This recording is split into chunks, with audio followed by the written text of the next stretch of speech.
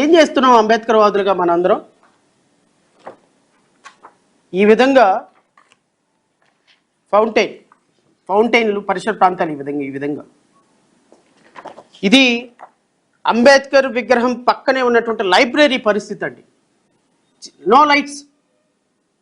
ఆ లైబ్రరీలో లైట్లు కూడా వేయటానికి లైట్లు లేవు. లైట్లు కాదు కదా, ఏసీ కాదు కదా, లోపలికి వెళితే పక్కనున్నటువంటి మనిషి మనకి కనిపించని పరిస్థితి.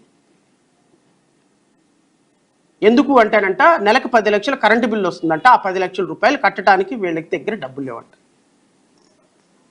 400 కోట్ల రూపాయలు పెట్టి కట్టినటువంటి విగ్రహం 10 లక్షల రూపాయలు ఖర్చు పెట్టి మీరు కరెంటు బిల్లు కూడా కట్టలేక ఆ విగ్రహాన్ని పక్కన పడేశారు అంటే మరి 2 లక్షల 3 లక్షల కోట్ల రూపాయలు పెట్టి అమరావతిని ఎట్లా డెవలప్ చేస్తారండి మీరు?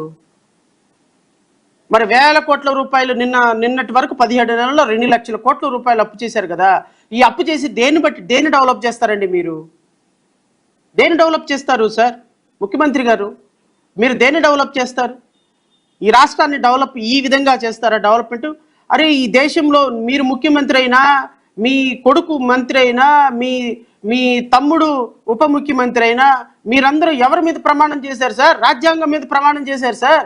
రాజ్యాంగం మీద ప్రమాణం చేసి ఆ మహనీయుడు రాసిన రాజ్యాంగం మీద ప్రమాణం చేసి మీరు మంత్రులు అయ్యారు. రాజ్యాంగం ఈరోజు Z+ కేటగిరీలో తిరుగుతున్నారు, మీ అందరూ స్పెషల్ ఫ్లైట్లో తిరుగుతున్నారు. అలాంటి వ్యక్తికి ఇవ్వాల్సినటువంటి గౌరవం ఇదేనా అని అడుగుతున్నాను.